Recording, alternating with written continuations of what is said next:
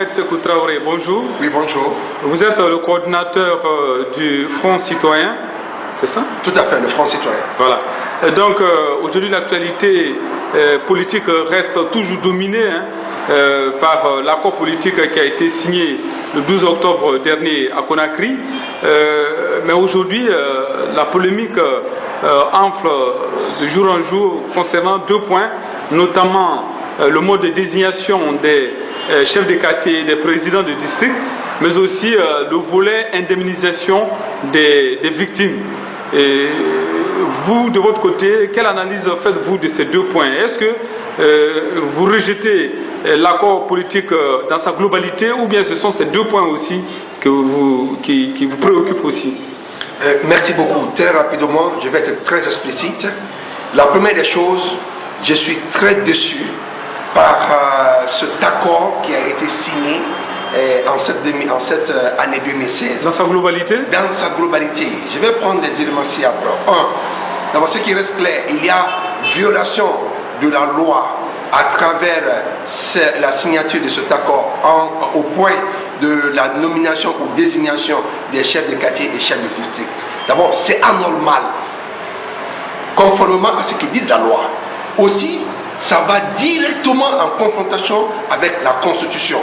C'est anormal d'en faire de plus. Il faut le dire, il faut insister que cette violation-là ne donne pas une bonne image à notre République, mais aussi au processus démocratique enclenché depuis fort longtemps dans notre pays. On ne peut pas accepter que le droit citoyen soit sapé à cette occasion, que ce qui devait nous amener très prochainement à lutter contre la politisation à outrance dans nos ménages soit encore aujourd'hui un élément confisqué. Alors, il faut dès maintenant dire non, même si c'est rejeté, et interpeller la population, les citoyens, ensemble, comme un seul homme, à dire non. Je vais vous dire clairement que si nous acceptons que les chefs de quartier soient désignés par prorata, c'est-à-dire à la proportionnelle, c'est une nomination inédite, c'est ce qui est vrai.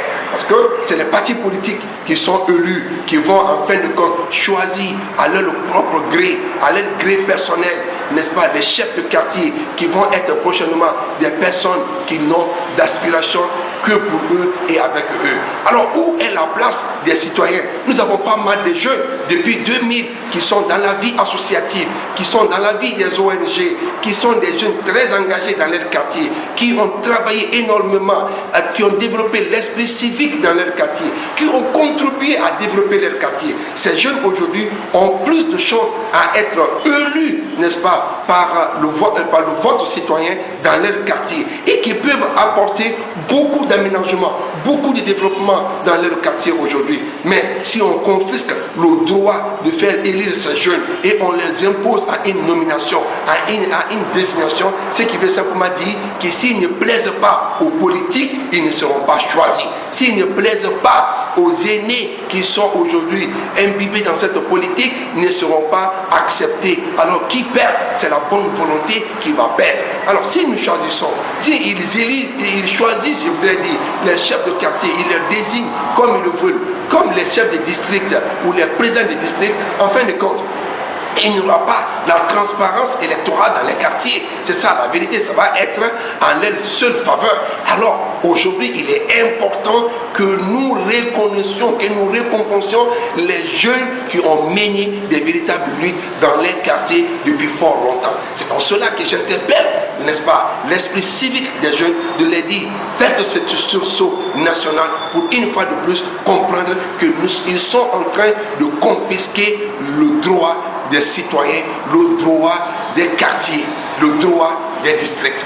Par conséquent, il faut se dire que ce qui va encore venir prochainement, si un chef de quartier par exemple, qui est choisi par un parti X et que le parti Y n'est pas choisi, lorsque le chef de quartier du parti X invite le quartier à s'investir de façon citoyenne dans le quartier, ceux qui vont refuser, ils ne pourront pas les appliquer la loi, parce que la loi là a toujours été violée. Et qu'est-ce qu'il va se dire? Non, il est de tel parti, il veut m'imposer cela, je refuse, nous ne le ferons pas. Et même dire que pourquoi pas prochainement, les imams ne seront pas choisis au prorata politique. politique. C'est qu'il faut éviter, et pourquoi pas les chefs d'église, il faut éviter systématiquement que la politique se limite dans les communes et que les quartiers, les districts, les secteurs bénéficient de la véritable citoyenneté. Parce que le développement réel souhaité par un peuple va de la base au sommet.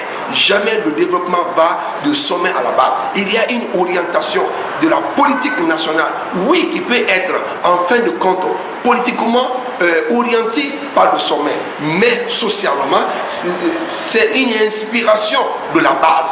Donc cette inspiration qu'on appelle l'élément fondamental, le développement endogène, ne se déclenche qu'à travers la pratique citoyenne.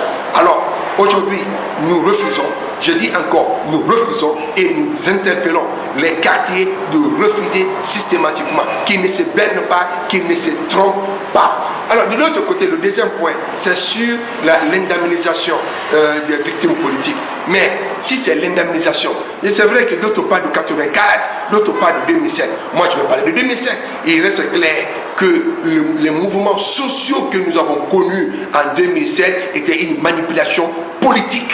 Par conséquent, ceux qui ont effectivement manipulé ces mouvements, aujourd'hui, ont la responsabilité politique de diriger le pays. Ils doivent pouvoir être en mesure de rembourser, d'indemniser ceux qui ont été victimes en général. Ça, c'est un premier facteur. Il y a un autre élément. En 2010, ce que nous avons connu dans le pays, il y a Sigini, Kouroussa, Kankan, vous avez Labé, Pita, Daraba, Timbi, Manina, Mamou, vous avez plusieurs quartiers, des communes, des préfectures qui ont subi, n'est-ce pas, des violences politiques. Mais cela ne mérite-t-il pas d'être indemnisé? C'est une question. Et dès lors que c'est d'ailleurs l'État qui doit être, qu'est-ce que je vais dire, si c'est l'État qui doit faire l'égalité des chances, qui doit faire le partage du bien social, qui doit faire le partage du bien de façon égalitaire, commence déjà à s'inscrire dans une logique de discrimination, alors là, il faut refuser très tôt pour éviter que la violence à outrance que l'on n'a jamais souhaité puisse, parce que les autres ont le droit de revendiquer leurs droits. Alors prenez par exemple ceux qui ont subi des chocs à la casse, à Taouia ici, Anta, Koza, Bambé, il y a des individus qui ont été touchés, il y a des familles dans les quartiers qui ont été touchées, même les partis politiques, quand vous prenez le RPG, plusieurs citoyens ont touché. Est-ce qu'ils vont subir? Il y a des individus d'autres partis politiques différents de l'UFDG qui ont subi. Auront-ils le droit d'être ou ne sont-ils pas des Guinéens?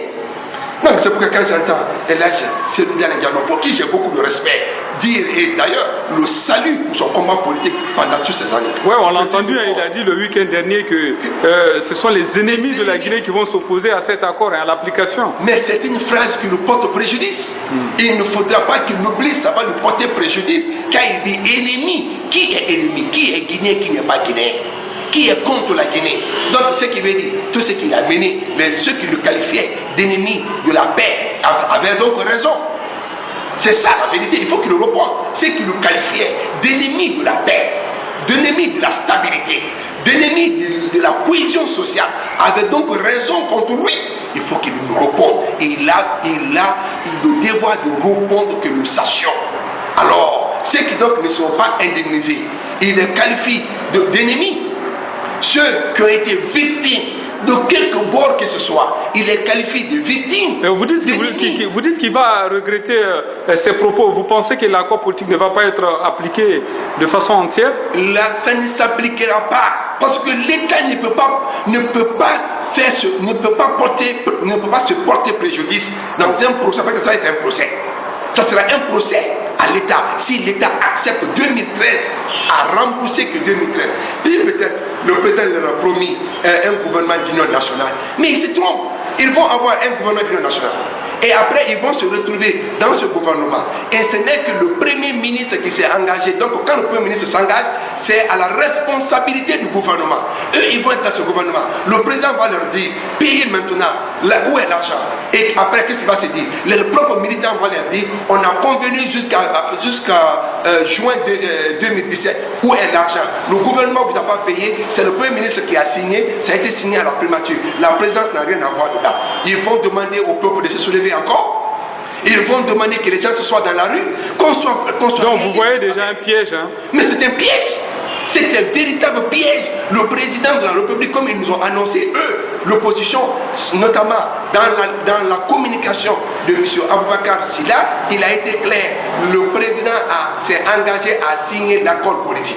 Le lendemain, le président, ce n'est plus le président qui doit signer l'accord politique, c'est le Premier ministre. Mais la Constitution reconnaît au Premier ministre de piloter le dialogue politique, le dialogue social du pays. Mais le Premier ministre est resté indemne.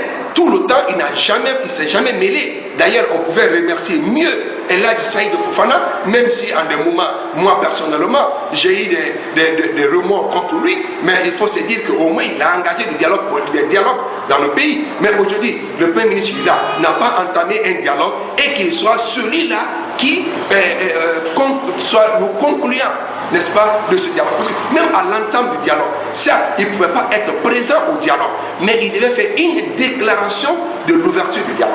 Mais pas le cas, d'accord. En des moments, il a invité la classe politique qui a refusé de répondre.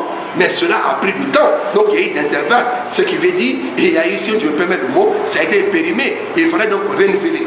Mais hélas, on le voit à la conclusion, à la signature de la conclusion de cet accord. Chef de gouvernement. Par conséquent, c'est le gouvernement qui est engagé lorsque les partis politiques qui auront mordu à l'appât vont aller dans ce gouvernement, dans le gouvernement prochain qui va être le gouvernement de l'Union nationale. Comme ça s'est dit, même si ce n'est pas du gouvernement de l'Union nationale, mais il y aura un gouvernement hybride qui va se créer prochainement, implicitement leur participation.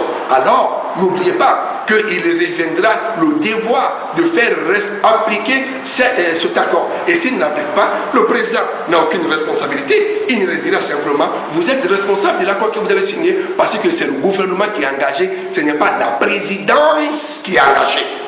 Et non plus le parti du président qui est engagé.